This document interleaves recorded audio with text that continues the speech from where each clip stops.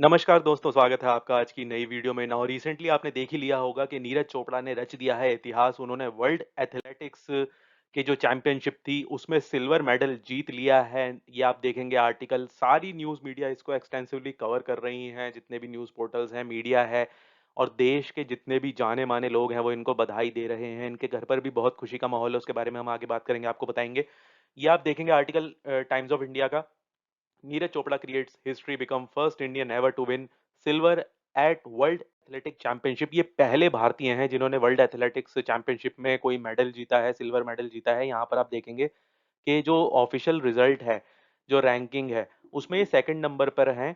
और इसमें आप देखेंगे अरशद नदीम भी हैं जो 5वें स्थान पर हैं पाकिस्तान के, जिनके साथ कंट्रोवर्सी काफ़ी हुई थी जब इन्होंने गोल्ड मेडल जीता था उस वक़्त में ओलंपिक्स में। और पहले नंबर पर यहाँ पर हैं एंडरसन पीटर्स। इनका जो मार्क था, जो इन्होंने अपना जेवलिन थ्रो किया था, वो 90 के मार्क्स 90.54 तक गया था और नीरज चोपड़ा का 88.13। तो ज़रा-सा थोड़ा-सा मतलब 2 सवा 2 का डिफरेंस रह गया था, उससे ये चूक गए। अगर थोड़ा-सा और ज़्यादा इनका होता तो शायद गोल्ड भी आ सकता था। लेकिन सिल्वर आया है, वो भी बहुत बड़ी बात है। हमको बहुत गर्व है इनके ऊपर कि इन्होंने हमारे देश का नाम रोशन किया है। और यहाँ देखिए, नरेंद्र मोदी जी ने खुद इनको बधाई दी है। जैसे ही ये न्यूज़ आई मीडिया के अंदर कि इन्होंने सिल्वर मेडल जीत लिया है, इन्होंने कहा कि a great accomplishment by one of our distinguished athletes. इन्होंने कांग्रेचुलेट किया कि भाई आपको जीतने पर, जो इतिहास आपने रचा है सिल्वर मेडल जीत कर, उसके लिए आपको बहुत बहुत बधाई। ये एक बहुत ही स्पेशल मोमेंट है इंडियन स्पोर्ट्स में और आपको आगे के लिए फ्यूचर एंडेवर्स के लिए आपको बहुत बहुत बधाई। और जो इनका जहाँ से बिलोंग करते हैं, हरियाणा से, वहाँ के जो चीफ मिनिस्टर हैं खट्टर जी, उन्होंने भी इनकी काफ़ी तारीफ की और कहा कि भाई आपने हरियाणा को प्राउड फील कराया है। उसके बाद एस जयशंकर, जो हमारे एक्सटर्नल अफेयर्स के मिनिस्टर हैं, उन्होंने भी कहा कि भई आपने बहुत ही कमेंडेबल अचीवमेंट है ये, आपने हिस्ट्री जो है क्रिएट की है सिल्वर मेडल जीतकर। और इनसे पूछा गया जब प्रेस कॉन्फ्रेंस में कि भई आपके ऊपर क्या प्रेशर था? क्योंकि एक गोल्ड मेडल जीत लिया था इन्होंने, तो काफ़ी प्रेशर होता है। जितने भी एथलीट्स होते हैं या स्पोर्ट्समैन होते हैं, उनको लगता है कि भई लोगों की एक्सपेक्टेशन उनसे बहुत बढ़ जाती हैं जब वो एक इतने बड़े मुकाम पर एक सेट कर देते हैं कि भई गोल्ड जीता है, तो लोगों को उम्मीद होती है कि अब तो ये गोल्ड ही जीतें, हमारा नाम ऐसे ही रोशन करें देश का।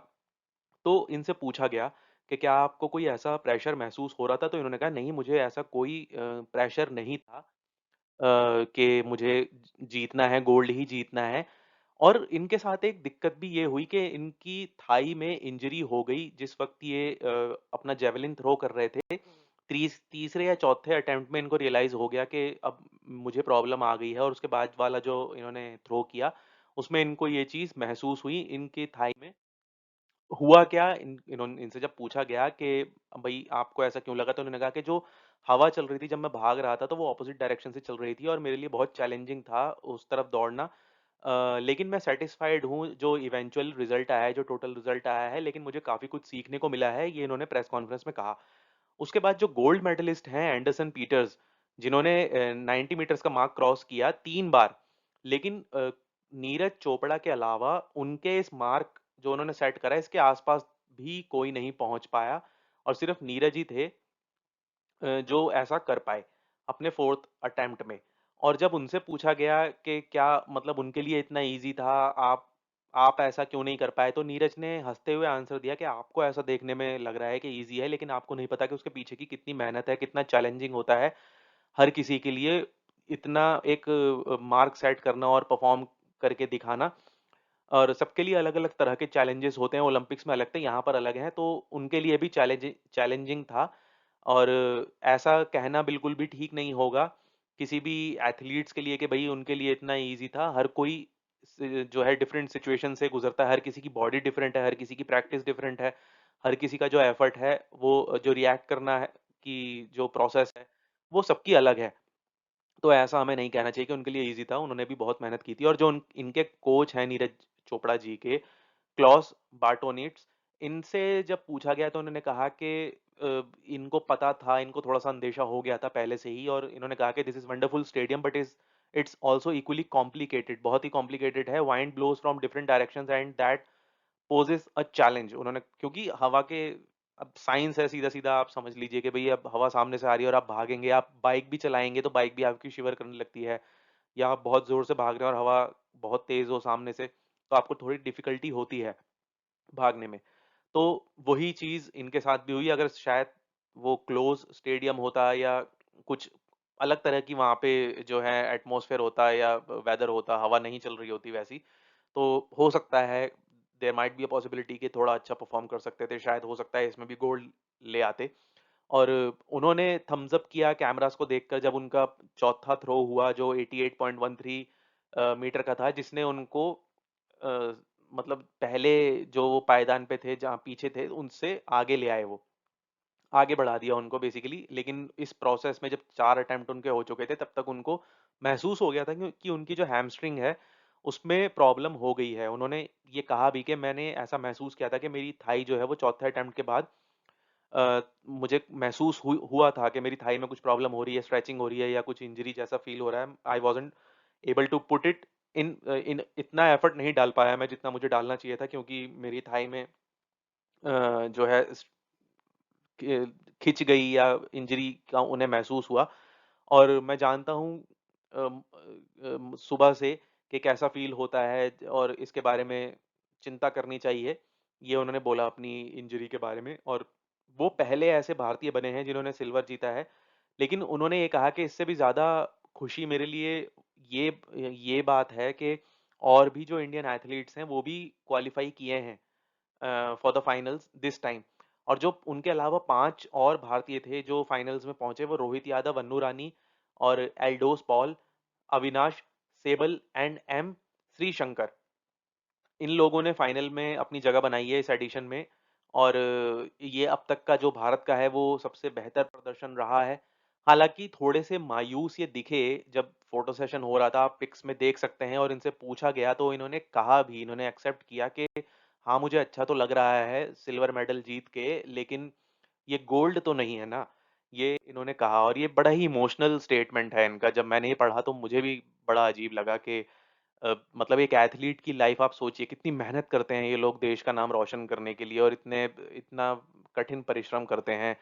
और उसके बाद जीतते भी हैं, लेकिन तब भी सैटिस्फाइड नहीं होते। इनको हमेशा ये रहता है कि हम देश के लिए गोल्ड जीतें और ऊपर नाम रोशन करें देश का।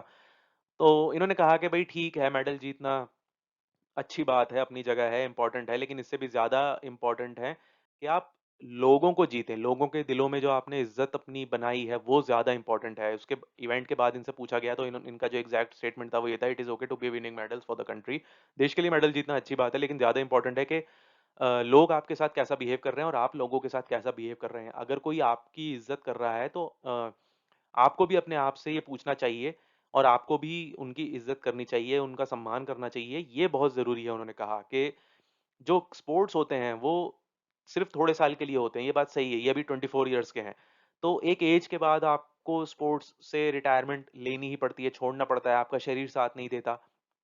तो उस वक़्त आप एक नॉर्मल ज़िंदगी जीते हैं, ये इन्होंने कहा कि आपको उसके बाद रिटायर होने के बाद एक नॉर्मल लाइफ़ जीनी होती है। आपको ज़मीन से जुड़े रहना पड़ता है। You need to remain connected to the ground.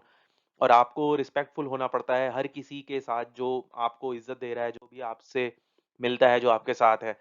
अब ये इनकी प्रतिक्रिया थी। हालाँकि जब ये बात आई मीडिया में कि नीरज चोपड़ा जी ने सिल्वर मेडल जीत लिया है, तो देखिए परिवार में इनका कितना खुशी का माहौल है। ये आर्टिकल देखेंगे आपके, family marks Neeraj Neeraj Chopra's silver will win with dance, father hopes for gold next time. कि इनके पिता को भी उम्मीद है कि अगली बार, क्योंकि इतनी मेहनत करते हैं, उनको पता है कि कितनी प्रैक्टिस करते हैं, कितना पसीना बहाते हैं जब तैयारी करते हैं। तो और उन्होंने उम्मीद करी है कि भाई अगली बार गोल्ड आएगा। लेकिन परिवार के लिए जो बच्चा होता है वो हमेशा देख लिए सबसे खास होता है। तो उनको इस बात से फ़र्क नहीं पड़ता कि सिल्वर जीता है, गोल्ड जीता है या ब्रॉन्ज़ जीता है, वहाँ पर खुशी का माहौल है और वो अच्छे से सेलिब्रेट कर रहे हैं। अब यहाँ पर हुआ क्या, यहाँ पर जैसा मैंने आपको बताया अरशद नदीम भी थे। तो इनका 5वां नंबर था हालाँकि, लेकिन जब इनके बारे में पूछा गया कि भई इनके बारे में आपका क्या कहना है? तो इन्होंने बताया कि मैंने अरशद नदीम से बात की थी चैंपियनशिप के फाइनल में और मैंने उनसे कुछ कहा था। क्या कहा था? उन्होंने ये कहा था कि उनकी तारीफ़ की सबसे पहले तो कि भई आपने बहुत अच्छा एफ़र्ट किया, कोई बात नहीं, आप फाइनल में नहीं पहुँच पाए। आप 5वें राउंड 5th पोज़ीशन पे रहे। कोई बात नहीं। और उन्होंने देखा कि भई कितनी इन्होंने मेहनत करी और उन्होंने यही बात जाके उनको बोली कि आपने बहुत अच्छा थ्रो किया था और वो बता चुके थे। एक्चुअली अरशद नदीम के एल्बो में भी इंजरी थी जिसकी वजह से उनका जो लास्ट का जो थ्रो था 1 या 2 जो मिलते हैं उनको, टोटल 4 या 5 होते हैं। तो जो लास्ट के 1 या 2 थे उसमें उतना अच्छा परफ़ॉर्म नहीं कर पाए। तो उन्होंने भी ये बात बोली थी कि मेरे भी इंजरी थी, एल्बो इंजरी, और उन्होंने भी काफ़ी अच्छी शुरुआत नहीं की थी। और 86 मीटर तक उन्होंने फेंका था जैवलिन, और उनके लिए वो एक बहुत मतलब अच्छा प्रदर्शन था। नीरज चोपड़ा ने भी उनकी तारीफ़ की कि भई आपने बहुत अच्छा प्रदर्शन किया, आप मायूस मत होइए। और इनको लेके आपको याद होगा कि इंडिया इंडिया में जब ओलंपिक्स हुए थे तो काफ़ी विवाद हो गया था, कंट्रोवर्सी क्रिएट करने की कोशिश की गई थी कि भई इनका जैवलिन इन्होंने छेड़ा है। हालाँकि बाद में नीरज चोपड़ा ने एक स्टेटमेंट दिया था कि भई इस तरह की अफ़वाह ना फैलाएँ, ऐसा कोई प्रोपेगेंडा क्रिएट करने की कोशिश ना करें। एक स्पोर्ट्समैनशिप बनी रहनी चाहिए और हमें सम्मान करना चाहिए, ऐसा कुछ नहीं हुआ था। उसके बाद वो कंट्रोवर्सी शांत हो गई थी। तो दैट्स इट फॉर ऑल, ये एक अपडेट वीडियो थी। आई होप आपको पसंद आई होगी और आपको गर्व होगा कि आज हमारे देश का नाम एक बार फिर से रोशन हुआ है। अगर आप इस बारे में क्या फ़ील करते हैं? आपकी कैसी फ़ीलिंग है? आपको प्राउड फ़ील है या आपके कुछ और विचार हैं तो आप कमेंट सेक्शन में ज़रूर बताइएगा। वीडियो कैसी लगी वो भी बताइएगा। अगर कोई और किसी पर्टिकुलर टॉपिक पर आप वीडियो देखना चाहते हैं तो वो भी ज़रूर कमेंट सेक्शन में बताइएगा। वीडियो पसंद आई है तो वीडियो को लाइक कीजिए, चैनल को सब्सक्राइब कीजिए और बेल आइकन का बटन ज़रूर दबाइएगा ताकि अगली वीडियो की नोटिफ़िकेशन आपको सबसे पहले मिले। अपना ध्यान रखिए, तो जल्दी ही मिलते हैं आपसे अगली एक और वीडियो में। तब तक के लिए जय हिंद, जय भारत, वंदे मातरम, भारत माता की जय।